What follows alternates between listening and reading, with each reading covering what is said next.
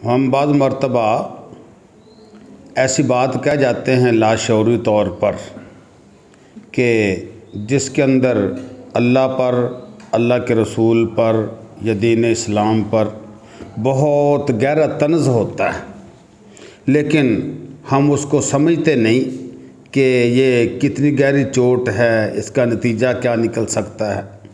जैसे अल्लाह के रसूल ने फरमाया ना कि माँ बाप को चाहिए कि बच्चों को बस दुआ न दो, मुबादा के कहीं ऐसा ना हो जाए कि वो कबूलियत का वक़्त हो, बाद में तुम हर वक़्त रोते और पछताते फिरो।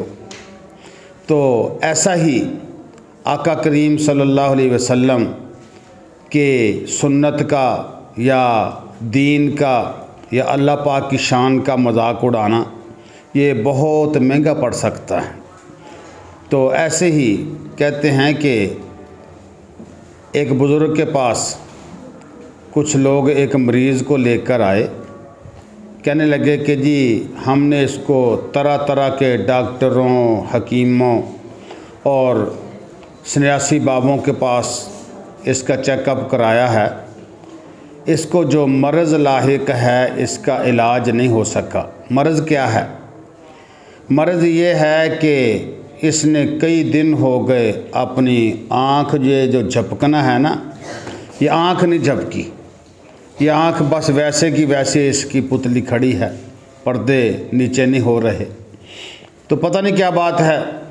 तो हमने इसका तिब्बी इलाज तो करवाया है, अब सोचा कि चलो इसका रूहानी इलाज करवा लें। आपके बारे में सुना है कि आपको मुराकबा वगैरह करते हैं, उसके अंदर आपको उसका पता चल जाता है कि ये क्यों है या क्या है, कैसे है। तो बुज़ुर्ग कहने लगे ठीक है भाई, मैं अपनी सी कोशिश करता हूँ। तो उस बुज़ुर्ग ने, अल्लाह वाले ने मुराकबा किया।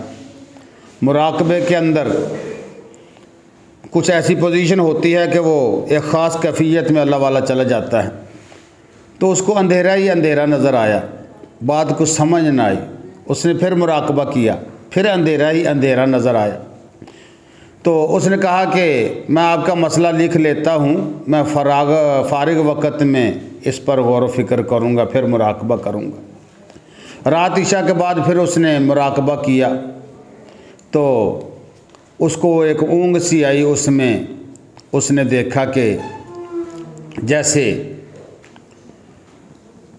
ख्वाब हो ना, तो ऐसे नज़र आया कि एक लाइन और कतार लगी हुई है मुसलमान रोज़ादारों की। अफ्तारी से कुछ देर कबल का वक़्त है, अफ्तारी के इंतज़ार में जैसे लोग बैठते हैं। और दूसरी तरफ एक लाइन लगी हुई है हिंदुओं की, गैर मुस्लिमों की। वो भी बराबर में, कोई ऐसा मुआशरा होगा ना जैसे हिंदुस्तान का मुआशरा, तो वो भी अपनी अफ्तारी के इंतज़ार में बैठे हैं। तो लेकिन वो खा पी भी रहे हैं, उनका रोज़े का अपना कुछ अंदाज़ होगा। बहरहाल जैसे कैसे भी, तफसीलात में जाने का वक़्त नहीं। तो ये मुसलमानों के अंदर है। तो कोई ऐसी बात हुई, इसने किसी दूसरे के कान में बात की, उसने आगे जाके किसी बड़े को बताई। तो उसने आर्डर कर दिया कि जाओ मुसलमानों की सफ़ में से निकल कर तुम हिंदुओं की सफ़ में चले जाओ। बस ये नज़र आया। इस बुज़ुर्ग ने अपना अंदाज़ा लगाया, इशारे को समझने की कोशिश की कि इसने लगता है कि हिंदुओं की किसी बात को पसंद किया है, मुसलमानों के मज़हब पर, रमज़ान पर, रोज़े पर कुछ चोट की है जैसे। तो इसको निकाला गया है मुसलमानों से, और उस दिन से लगता है कि इसकी नज़र वहीं पे खड़ी होगी। अब जो कल का वक़्त दिया गया था कि कल को आना, मैं रात को मुराकबा करूँगा, कल को वो ख़ुद और उसकी बीवी आए। तो उसने आकर सलाम किया, बीवी भी मिली। बाबा जी ने पूछा, बेटी मैं आपसे पूछना चाहता हूँ कि क्या ये रोज़े रखता है? जी हाँ। इसने रोज़ों का कोई मजाक तो नहीं उड़ाया था? तो कहने लगी कि हाँ जी, कुछ हो गया था ऐसा। क्या? तो कहने लगी कि मजाक यूँ था कि एक दिन इकट्ठे बैठे थे हिंदू भी और मुसलमान भी, वो खा पी रहे थे, रोज़ा भी मना रहे थे।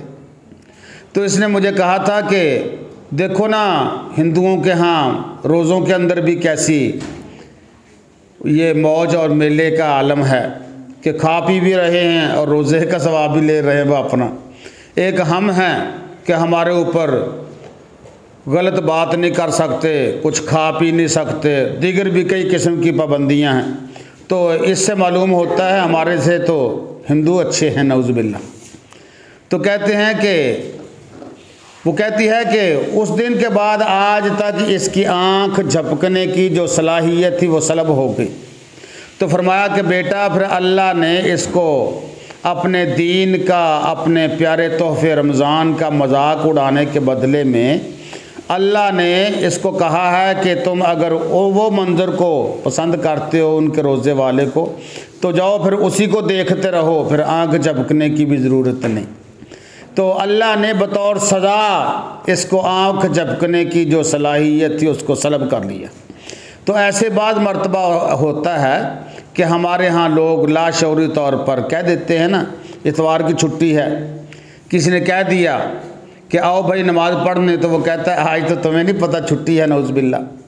तो ऐसे ही कई मर्तबा किसी का फौत हो जाए तो कह देते हैं अजीब, अल्लाह ने तो इजराइल को हमारे पीछे लगा दिया, इसने हमारे घर का दरवाज़ा क्या देखा यके बाद दीगरे अब हमारे घर का रुख किया हुआ है। या कोई मर जाता है तो बाद लोग कहते हैं यह अल्लाह का बड़ा प्यारा था, अल्लाह को भी तो नौज़ुबिल्लाह इसकी ज़रूरत थी। भाई अल्लाह को किसी की ज़रूरत नहीं होती। इसी तरीके से बाद मर्तबा को गाने ऐसे गुनगुना जाते हैं जिसके अंदर कुफरिया और शिरकिया अकायद का इजहार होता है, और बाद मर्तबा अल्लाह को कह देते हैं किसी का हुस्न व जमाल देखकर कि देखो अल्लाह ने तुम्हें कितनी फ़ुर्सत में बनाया होगा। नौज़ुबिल्लाह, अल्लाह ने किसी को फ़ुर्सत में नहीं, अल्लाह ने जैसे उसका जी चाहा, मन चाहा, जैसा चाहा, जिसको चाहा बना दिया। किसी को किसी फ़ुर्सत के अंदर, किसी को जल्दबाजी में नहीं बनाया, अपनी मर्ज़ी और मंशा के तहत, अपनी हिकमत के तहत बनाया है। इसी तरीके से बाज़ मर्तबा कुछ लोग कुफरिया अकायद का इजहार, कुफरिया कलिमात का इजहार इस तरीके से करते हैं कि कोई मर गया, उसके छोटे छोटे बच्चे हैं, तो कह देते हैं या अल्लाह तुझे इन बच्चों पर भी तरस नहीं आया। गोया कि नौज़ुबिल्लाह अल्लाह को तरस नहीं आता, अल्लाह बेरहम है। अल्लाह के बंदो, अल्लाह तो रहमान भी है, रहीम भी है, उससे बढ़कर कौन दुनिया से अपनी मखलूक से प्यार करने वाला होगा। तो उलमा लिखते हैं कि अलगर्ज कोशिश करनी चाहिए कि कोई ऐसा जुमला मुंह से ना निकल जाए जिसकी बाद में सज़ा ऐसी हो जैसे उस शख्स को मिली। तो फिर बुज़ुर्गों ने उसको कहा कि भाई अल्लाह से इस्तिग़फ़ार करो। अल्लाह से इस्तिग़फ़ार किया, तौबा की, तो फिर अल्लाह पाक ने उसकी जो सलाहियत सलब की थी वो वापस कर दी, उसको आराम और शिफा हो गई।